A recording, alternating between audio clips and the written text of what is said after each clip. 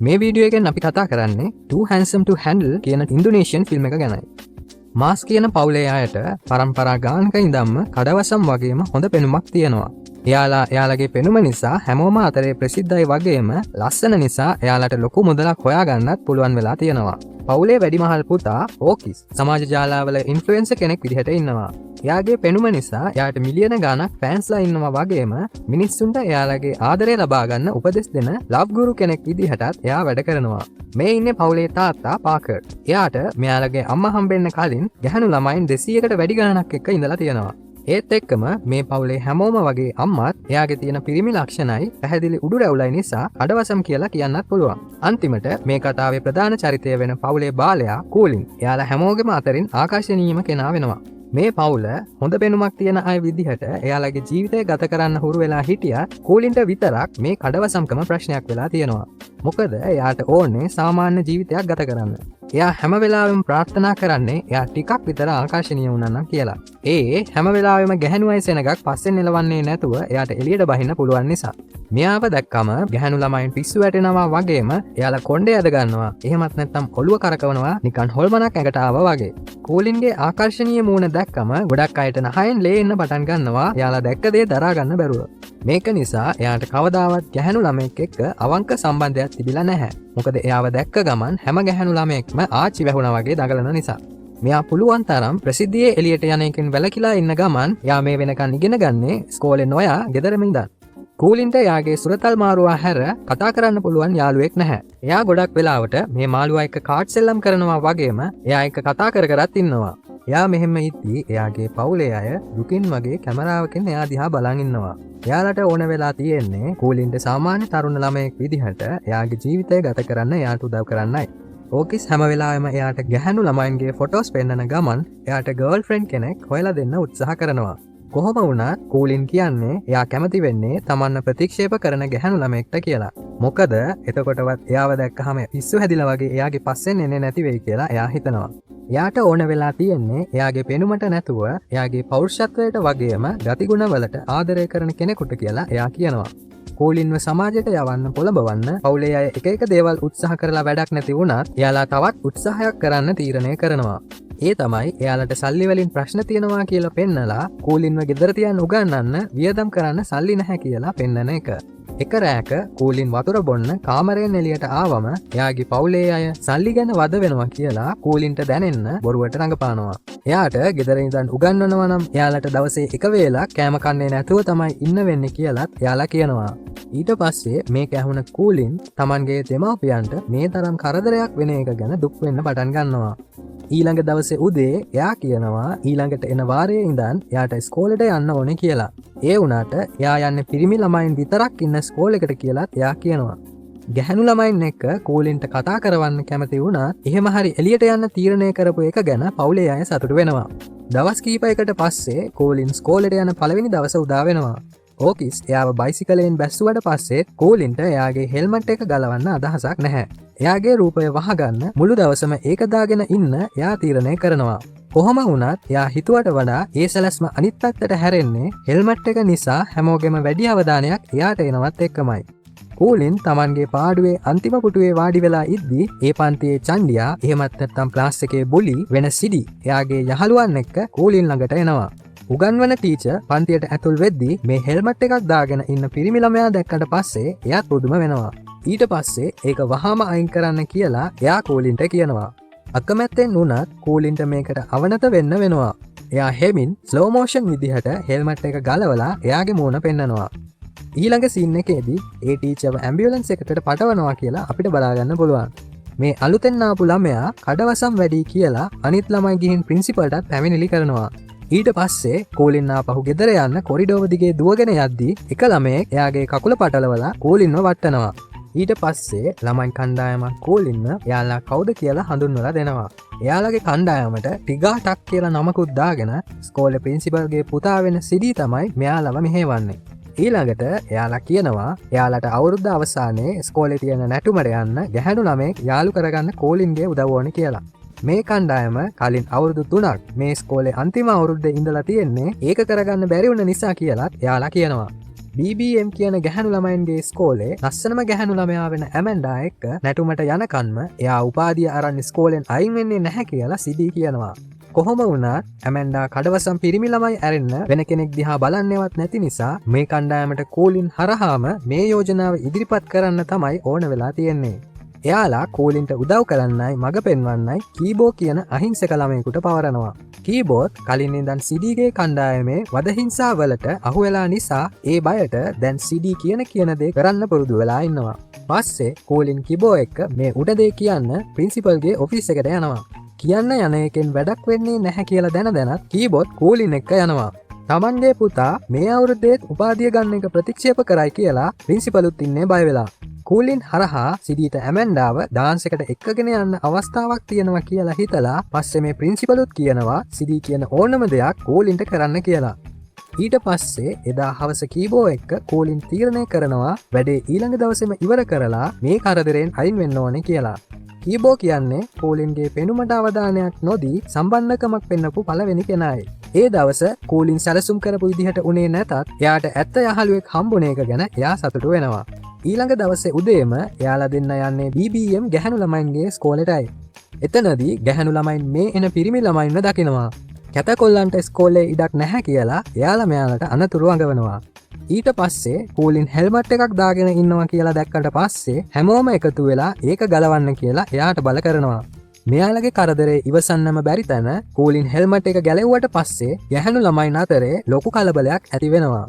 මේ සිද්ධියෙන් පැය කිහිපයක් ගියාට පස්සේ සිද්ධිය ප්‍රවෘත්තිවලත් කියන්න ගන්නවා. මේ ගැහැණු ළමයි අඬනවා වගේම එයාලගෙත් නහයින් ලේ ගලන ගමන් හොල්මනක් වැහිලා වගේ එහෙ මෙහෙ දුවන වීඩියෝ සමාජ මාධ්‍ය වලින් ෂෙයා වෙන ගමන් මේක රට පුරාම කතා වෙන සිද්ධියක් වෙනවා. ඊට පස්සේ කෝලින්ව too handsome to handle එහෙමත් නැත්නම් දරාගන්න බැරි තරම් කඩවසන්ම පුද්ගලයා කියලා හඳුන්වන්න පටන් ගන්නවා. BBM ස්කෝලේ ඉන්න ලස්සනම ශිෂ්‍යයා වෙන ඇමන්ඩාත් මේ ප්‍රවෘත්තිය දැකලා කෝලින් පැත්තට ෂණිකව අවධානය දෙනවා. ඇමන්ඩා ගානට තත්වයයි පෙනුමයි අතින් ගැලපෙනවා දැක්ක පළවෙනි කෙනා කෝලින් කියලත් එයා කියනවා. කෝලින්ව තමන්ගේ කරගන්න එක වෙනුවෙන් ඕනෙම දෙයක් කරනවා කියලත් එයා තීරණය කරනවා. මේ ප්‍රවෘත්තිය පැතිරුණාට පස්සේ ගැහැණු ළමයින් කණ්ඩායම් මාස් පවුලේ ගෙදරට එකතු වෙනවා. ගෙදර වටේ සංචාරයක් යන්න පවුල එයාලගෙන් සල්ලි අය කරන්නත් පටන් ගන්නවා. මේ අතරේ පාරේ හැංගිලා ඉන්න කෝලින් ප්‍රවෘත්ති වලින් තමන්ගේ පවුලේ අයව දකිනවා. ඊට පස්සේ තමන්ගේම අය තමන්ව පාවා දීලා ඒක බිස්නස් එකක් කරගත්ත කියලා වගේම තමන්ව පාවිච්චි වුණා කියලා හැඟීමකුත් එයාට දැනෙන්න පටන් ගන්නවා. එයාලා කෝලින්ට කතා කරාට පස්සේ ආපහු ගෙදර එන එක කෝලින් ප්‍රතික්ෂේප කරනවත් එක්කම එයාගේ සුරතල් මාළුවව ආපු සංචාරකයන් අතින් වැටිලා මැරෙනවා දකිද්දි එයාට ඊටත් වඩා දුකක් හිතෙනවා. එයා අන්තිමට පාරේ එයාගේ පස්සෙන් එන අයගෙන් හැංගිලා ඉන්න වහලයක් උඩට යනවා. එතකොට කෝලින්ගේ පස්සහින් ඉන්න ගැහැණු ළමෙක් එයා වහලෙන් පනින්නද යන්නේ කියලා අහනවා. කෝලින් බය වෙලා එයා දිහා බලද්දි දකිනවා මෙයාට සිහිය නැති උනේවත් නහය ලේ ආවෙවත් නෑ කියලා. එතනින් එහාට මේ ගැහැණු ළමයා කතා නොකර එතනින් යන්න පටන් ගන්නවා. ගැහැණු ළමෙක් එයාව ගණන් නොගෙන ගිය පළවෙනි වතාව මේක නිසා කෝලින්ට කතා කරගන්න බැරි තරම් පුදුමයක් දැනෙනවා. මේකෙන් පස්සේ අවුල් වෙලා තිබුණ එයාගේ දවස ආයෙමත් හොඳ වුණා කියලා එයා හිතනවා. මොකද එයාට හැම වෙලාවෙම ඕන වෙලා තිබ්බේ එයාගේ රූපයට කැමති නැති කෙනෙක්ව. ටික වෙලාවකට පස්සේ එයා කීබෝට කතා කරාට පස්සේ කීබෝ තමන්ගේ ගෙදරට එයාව එක්කගෙන යනවා. එයයි එයාගේ ආච්චි කෝලින්ව පිළි අරගෙන එයාට කැමති කාලයක් එහෙ ඉන්න කියලත් ආරාධනා කරනවා. කීබෝගේ කාමරයට යද්දී එයා ළඟ දුර්ලභ වර්ගයේ එකතු කරන කාඩ් එකක් තියෙනවා කියලා දැක්කට පස්සේ කෝලින් පුදුම වෙනවා. දෙන්නම සමාන විනෝදාංශවලට කැමතියි කියලා මේ දෙන්න තේරුම් ගන්නවා වගේම මේ කාඩ් එකතු කරන එකත් ඒවා ඉන්න එකක්. ඊළඟ දවසේ එයාලා සිඩීගේ වැඩේ ඉවර කරන්න ගැහැණු ළමයි ඉන්න BBM ස්කෝලෙට යනවා. ස්කෝලේ ඉද්දී එයාලට ඇමන්ඩාව හම්බුණාට පස්සේ සිඩී දුන්න ප්‍රපෝසල් එකේ ෆයිල් එකක් එයාලා ඇමන්ඩාට දෙනවා. ඇමන්ඩා මෙතනදී කෝලින්ව ගණන් ගන්නේවත් නැති විදිහට පෙන්නනවා. ඒත් මෙයාලා එතනින් ගිය ගමන්ම ඇමන්ඩාගෙත් නහයෙන් ලේ ගලන්න පටන් ගන්නවා. කෝලින් පඩිපෙළේදී එයාගේ හිතගත්ත ගැහැණු ළමයා දැක්කත් එයාගේ වටේට ඉන්න අනිත් ගැහැණු ළමයින් නිසා එයාට කතා කරන්න තියෙන අවස්ථාව නැති වෙනවා. ඊළඟ දවස් ටිකේ කිබෝ එක්ක කෝලින් හැම දෙයක්ම එකට කරන ගමන් ඒ දෙන්න ටිකෙන් ටික හොඳම යාළුවන් වෙනවා. එක දවසක කීබෝ කෝලින්ව ෆුට්බෝල් සෙල්ලම් කරන්න එක්කගෙන ගිහින් ඊට පස්සේ තමන්ගේ හිතේ ඉන්න ගැහැණු ළමයා වෙන රීරීව පෙන්වන්න එක්කගෙන යනවා. එතනදී කෝලින් දකිනවා එදා වහලේ උඩදී දැක්ක එයාගේ හිතගත්ත ගැහැණු ළමයාත් එතන කඩයක වැඩ කරනවා කියලා. කෝලින් එයා ළඟට ගිහින් කතා කරන්න යද්දීම කීබෝ ඇවිත් රීරීව කෝලින්ට අඳුන්වලා දෙනවා. මේ ඉන්න කීබෝ කියපු එයා කැමැත්තෙන් ඉන්න ගැහැණු ළමයා කියලා පස්සේ කෝලින් දැනගන්නවා. පේන විදිහට එයාලා දෙන්න ගොඩක් ළඟින් ආශ්‍රය කරනවා. මේ නිසා ඒ දෙන්නට කෝලින් ඊර්ෂ්‍යා කරන්නත් පටන් ගන්නවා. ඒ වගේම එදා රෑ එයාට නිදාගන්නවත් අමාරු වෙනවා මේ වුණ දේවල් නිසා. මොකද මේක එයාට අලුත් වගේම අවුල් සහගත හැඟීමක් නිසා. ඊට පස්සේ එයාගේ අයියා ඕකිස් ආදරය ගැන උපදෙස් දෙනවා කියලා මතක් වෙලා එයාව හම්බෙන්න සැලසුම් කරනවා. ඊළඟ දවසේ උදේ මේ දෙන්න හම්බ වුණාට පස්සේ ඕකිස් සතුටු කඳුළු හලනවා Tamanගේ සොහොයුරාට ආදරය ගැන උපදෙස් දෙන දවසක් එනකන් එයා බලාගෙන හිටියා කියලා. කෝලින් තමන්ව රසිකයන්ට විකුණා දාපු එක ගැන පවුලේ අයට සමාව දෙන්නත් තීරණය කරනවා. මොකද ඒක උනේ නැත්තම් එයාට කවදාවත්ම රීරීව හම්බෙන්නේ නැති නිසා. පස්සේ මේ දෙන්න සාප්පු සවාරි යන ගමන් ඕකිස් රීරීගේ හිත දිනාගන්න කෝලින්ට කරන්න ඕනේ මොනවද කියලා ලිස්ට් එකක් හදනවා. කෝලින් ඕකිස්ගේ උපදෙස් අනුගමනය කරගෙන යද්දී කීබෝ රීරීව දන්නවා වගේ තමන් එයාව දන්නේ නැහැ කියලා මෙයාට තේරෙනවා. ඒ වුණත් එයා තවමත් එයාගේ පළමු ආදරය අතහරින්න අදහස් කරගෙන නැහැ. එක දවසක ඇමෙන්ඩා පිරිමි ළමයින්ගේ ඉස්කෝලේට ඇවිත් කෝලින්ට එයාගේ උපන්දිනයට ආරාධනාවක් දෙන්න ගමන් අලුත් ෆෝන් එකකුත් දෙනවා. එදා හවස කීබෝ කෝලින් සහ රීරි කැරෝකි එකකට යනවා. අන්තිමට රීරීටයි කෝලින්ටයි එකට සින්දුවක් කියන්න අවස්ථාවක් එනවා. කෝලින් රීරී එක්ක මේ ඩුවෙට් සින්දුව කියන්න උනන්දු වුණත් සින්දුව කියද්දී රීරී අවධානය දීලා තියෙන්නේ කීබෝ පැත්තටයි. රීරීත් කීබෝට කැමැත්තෙන් ඉන්නවා කියලා කෝලින් එතනින් තේරුම් ගන්නවා. මේකෙන් එයාගේ හිත තවත් ඊර්ෂ්‍යාවෙන් බිඳිලා යනවා. ඊට පස්සේ කීබෝ ළඟ නැති වුණ වෙලාවක එයා රීරීගෙන් කෙලින්ම අහනවා කීබෝ ගැන එයාට කැමැත්තක් තියෙනවද කියලා. මුලදී රීරී එක ප්‍රතික්ෂේප කරනවා. ඊට පස්සේ කීබෝ ඇමෙන්ඩාට කැමැත්තෙන් ඉන්නවා කියලා කෝලින් බොරුවක් කිව්වට පස්සේ එයාගේ මූණ දුකට හැරෙන විදිහෙන් කෝලින් ඇත්ත තේරුම් ගන්නවා. ආපහු ගෙදර ආවට පස්සේ කෝලින් ඇමෙන්ඩාට කතා කරලා එයාගෙන් උදව්වක් ඉල්ලනවා. එයා කියන ඕනම දෙයක් කරන්නම් කියලා ඇමෙන්ඩා ඒකට සතුටින් එකඟ වෙනවා. ඊළඟ දවසේ එයාගේ උපන්දින උත්සවයේදී කට්ටිය එකතු වෙලා කියලා අපිට බලාගන්න පුළුවන්. එතනට කෝලින් එක්ක කීබෝ ආවට පස්සේ ඇමෙන්ඩා එයාලව පිළිගන්නවා. හැබැයි මේ වතාවේදී එයා කෝලින්ට වඩා කීබෝ ගැන උනන්දුවක් දක්වනවා කියලා පේනවා. කීබෝ එක්ක පෞද්ගලිකව කතා කරන්න ඕනේ කියලා ඇමෙන්ඩා එයාව එළියට එක්කගෙන යනවා. මේ වෙලාවේ රීරීත් පාටියකට එනවත් එක්කම ඇමෙන්ඩා කීබෝ එක්ක ඉන්නවා එයා දකිනවා. මේකෙන් හිත පෑරුණ රීරි එතනින් එළියට යනවා. ඒ අතරේ සිඩීගේ කණ්ඩායමත් ඇමෙන්ඩා කීබෝ එක්ක ඉන්නවා දැකලා ඊර්ෂ්‍යාවෙන් වගේම තරහටත් එයාලා පත් වෙනවා. මේ සිද්ධිය නිසා පස්සේ එයාලා කීබෝට ගහන වෙලාවේදී කෝලින් එතනට යන්න බයෙන් මේ වෙන දේ බලාගෙන ඉන්නවා. පස්සේ එයා කීබෝව ගෙදරට එක්කගෙන ඇවිත් එයාගේ ආච්චිත් එක්ක තුවාලවලට බෙහෙත් දාන්න උදව් කරනවා. කීබෝ අමාරුවෙන් ඉන්න විදිහ දැකලා කෝලින්ට තේරෙනවා එයා කරලා තියෙන්නේ ගොඩක් ලොකු වැරද්දක් කියලා. ඊළඟ දවසේ තමන්ට ගොඩක් උදව් කරපු නිසා කීබෝ කෝලින්ට එයාගේ දුර්ලභ කාඩ් එකතුවෙන් ගොඩක් කල් ඉඳන් කෝලින්ට ඕන වෙලා තිබුණ කාඩ් එකක් දෙනවා. මේකෙන් පස්සේ තවත් දුකට පත්වන කෝලින් මේ වෙනකන් කරපු හැම දෙයක් ගැනම පාපොච්චාරණය කරන්න පටන් ගන්නවා. කෝලින්ගේ මේ පාවාදීම නිසා කීබෝ එයා ගැන කලකිරෙනවා වගේම දුක් වෙනවා.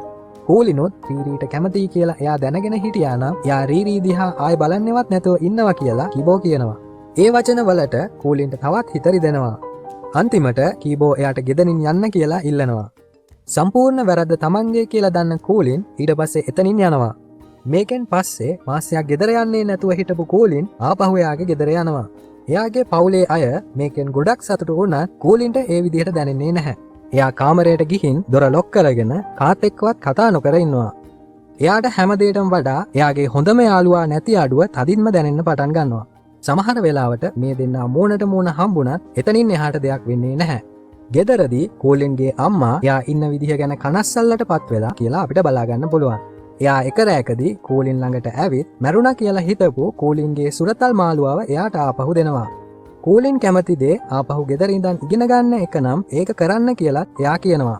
පවුලේ අයට ඕනේ වෙන්නේ කෝලින්ගේ සතුට විතරක් කියලා ඒ වෙනුවෙන් ඕනම දෙයක් කරනවා කියලා මේ වෙලාවේ එයා කියනවා. ඒ වචන වලින් තිරිමත් වෙන කෝලින් එයා තනියෙන් නෙමෙයි කියලා ඒ වගේම එයාගේ ජීවිතය සාර්ථක කරන්න කැමැත්තෙන් තව අය ඉන්නවා කියලා තේරුම් ගන්නවා. මේකෙන් එයාට කීබෝ එක්ක දේවල් හරිගස්සවන්න උත්සාහ කරන්න එයාව පොළඹවනවා. ඊළඟ දවසේ එයා රීරී ළඟට ගිහින් උන හැමදේම එයාට කියනවා. ඊට පස්සේ එයා කීබෝ ළඟටත් ගිහින් සමාව ඉල්ලන්න උත්සාහ කරනවා. කීබෝ මුලදී එයාව ආපහු හරවලා යවන්න උත්සාහ කළත් රීරී ගැන ඇහුවට පස්සේ එයා රීරීට කොයිතරම් ආදරය කරනවද කියලා විස්තර කරන්න පටන් ගන්නවා. ඊළඟට කෝලින් ෆෝන් එකෙන් රීරීව පෙන්නලා ඒ කියපු හැම දෙයක්ම එයාට ඇහුණ කියලා පෙන්නනවා. ඒ විදිහට කෝලින්ට පුළුවන් වෙනවා මේ දෙන්නව එකතු කරන්න. ටික දවසකින් අවුරුද්දේ අන්තිම නැටුමේ දවස උදා වෙනවා. මේ නැටුමට කීබෝ එක්කන් යන්නේ රීරී වෙන අතරේ කෝලින් එක්කන් යන්නේ ඇමැන්ඩාවයි. එතකොට CDට මොකද වෙන්නේ? ඒක නම් දන්නේ නැහැ. හැමදෙනාම හිතපු විදිහට කෝලින්ටයි ඇමැන්ඩාටයි ප්‍රොම් කිං සහ කුයින් පදවිය හම්බෙනවා.